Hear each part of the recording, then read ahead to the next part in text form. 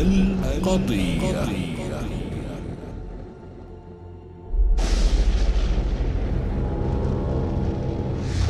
السلام عليكم. موضوعنا لهذه الحلقة هو العلاقة بين روسيا والشركس. هذه العلاقة اللي مضى عليها أكثر من 500 سنة 600 سنة، تأرجحت ما بين العلاقة الودية والصداقة وما بين العداوة الشديدة.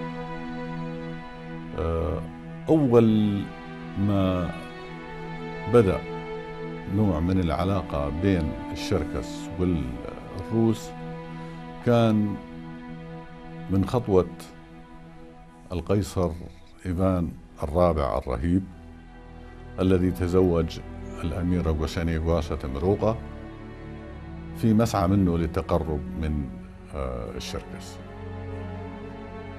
تبع هذا الزواج عدة زيارات لوفود شركسية من النبلاء والقادة وشيوخ العشائر الشركسية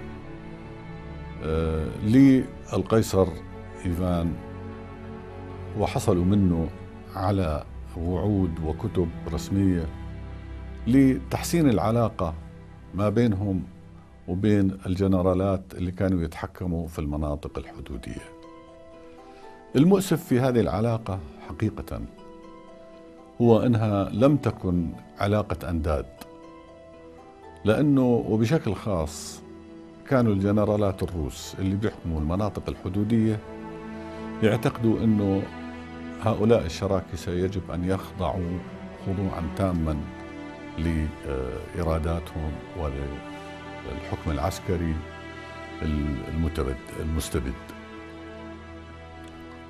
بعد ذلك تطورت الأمور، صاروا القياصرة الروس يطلبوا أمانات من النبلاء والشيوخ العشائر والزعماء الشركس، فصاروا هدول الشيوخ يبعثوا أبنائهم إلى العاصمة في ذلك الوقت سان بيترسبرغ، وهدول يدخلوا في الكلية الحربية وبعدين يتخرجوا ضباط ويلتحقوا بخدمة القيصر في القصر الإمبراطوري.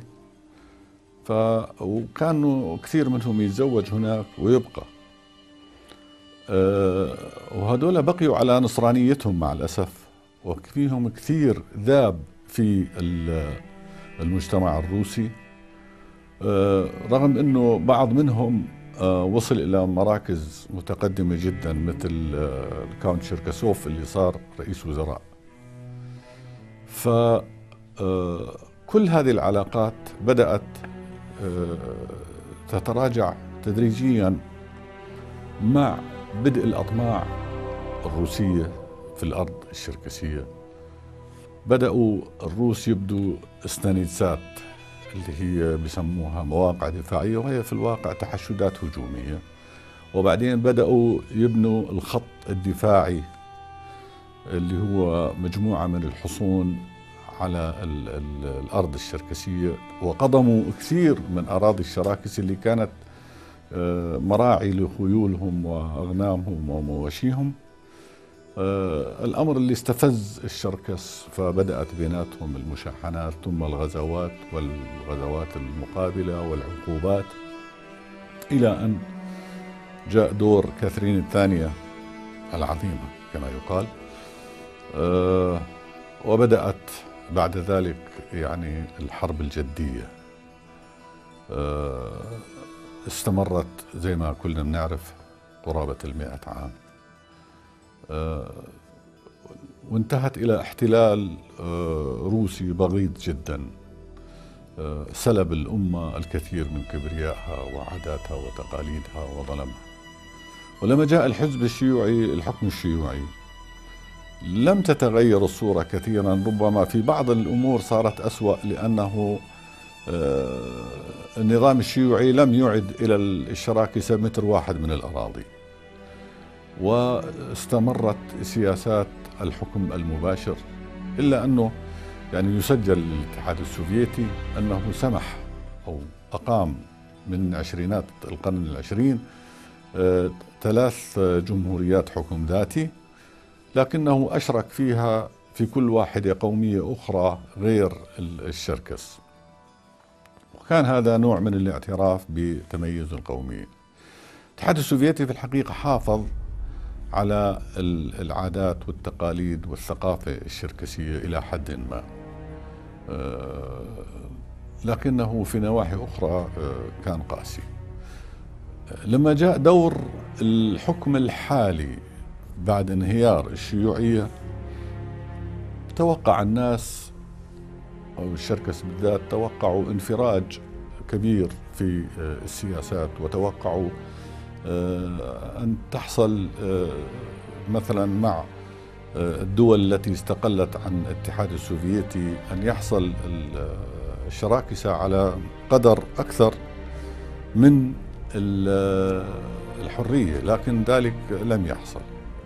طبعا هنا في ناحية إنسانية، وهي أنه أيام الاتحاد السوفيتي الشركس اللي عايشين في الأردن وسوريا وتركيا بالذات لا يستطيعوا أن ينسوا المواقف المشرفة للاتحاد السوفيتي في نصرة قضايا دول العالم الثالث، اللي كان الاتحاد السوفيتي يقدم لهم المال والسلاح وأحيانا يقاتل إلى جانبهم.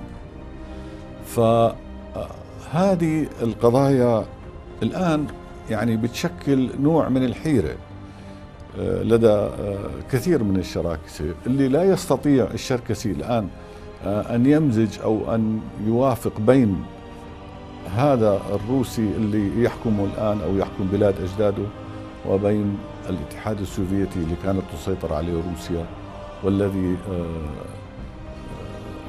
يعني وقف إلى جانب شعوب هذه المنطقة مواقف ممتازة.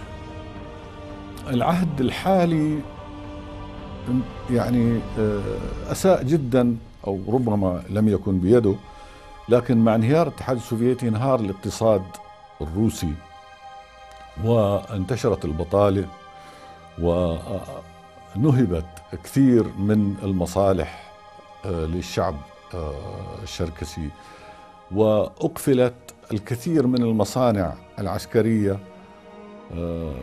والمصانع المتطورة التي كانت تؤوي أو توظف الكثير من الشراكسة. ولما فلت الحكم وأصبحت حالة النهب هذه، بيعت هذه المصانع يعني معشار قيمتها الحقيقية. أيضا الحكم الروسي خلق درجة من الاعتمادية على الاقتصاد الروسي، بحيث أنه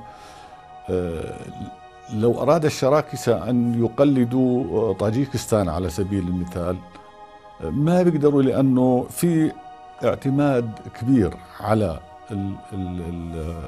الاقتصاد الروسي. مثلا روسيا تؤمن الأمن، وتؤمن بترول التدفئة، وتؤمن المواصلات، وتؤمن دعم للموازنة الشركسية في كثير من الحالات.